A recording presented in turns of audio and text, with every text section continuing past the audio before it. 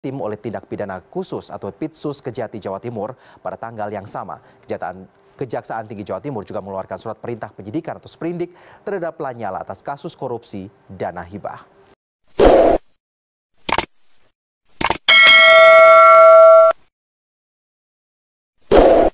Kalian jangan hadikang adikku dan adikku.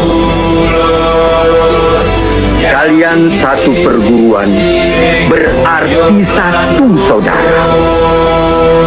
Jaga negeri ini dan jangan saling berkhianat. Apalagi silau karena harta atau kedudukan. Kalian akan kena kutuk, dimakan sumpah yang kalian pernah ucapkan.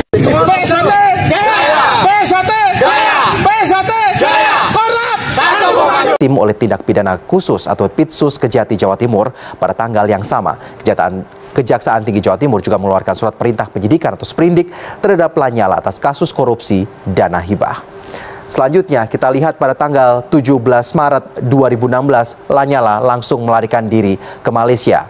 Dan kita lihat lagi pada tanggal 18 Maret 2016 Kejati Jawa Timur mengeluarkan surat perintah cekal terhadap Lanyala. Kemudian kuasa hukum Lanyala mengajukan pra-peradilan terkait penetapan tersangka oleh Lanyala.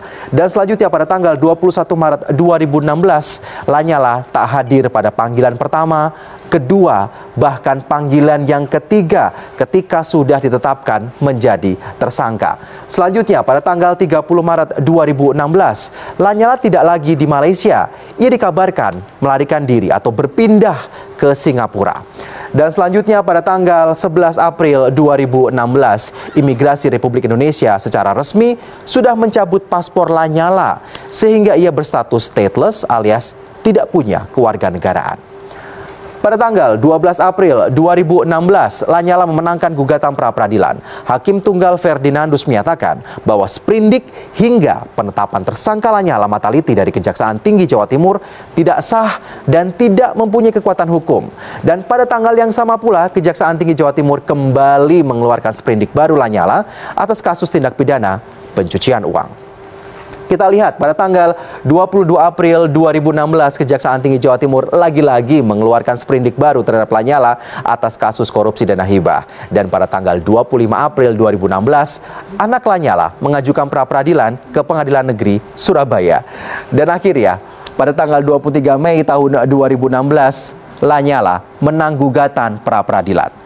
Tak mau ketinggalan, akhirnya pada tanggal 30 Mei 2016, Kejaksaan Tinggi Jawa Timur kembali mengeluarkan sprindik baru terhadap Lanyala Mataliti atas kasus korupsi dana hibah ini. Dan yang terakhir, atau kita lihat yang terakhir pada tanggal 31 Mei tahun 2016, Lanyala dideportasi dari Singapura dan diserahkan ke KBRI Singapura akibat masa tinggalnya overstay atau lebih masa tinggalnya. Pada Selasa malam, Lanyala tiba di Soekarno-Hatta dan juga dibawa langsung ke Kejaksaan Agung Jakarta untuk menjalani pemeriksaan. Sebuah perjalanan yang sangat panjang yang harus dilalui oleh Lanyala. Harus lari ke Malaysia, lari ke Singapura, sampai akhirnya dinyatakan overstay dan ditangkap imigrasi dan diserahkan KBRI dan akhirnya kembali lagi ke Jakarta. Betul sekali, setelah 2,5 bulan akhirnya kembali ke Indonesia. Kita lihat perjalanan kasus dari Lanyala ini akan berakhir seperti apa nanti. Betul, dan tentunya akan kita update terus beritanya. Kalian satu perguruan, berarti satu saudara.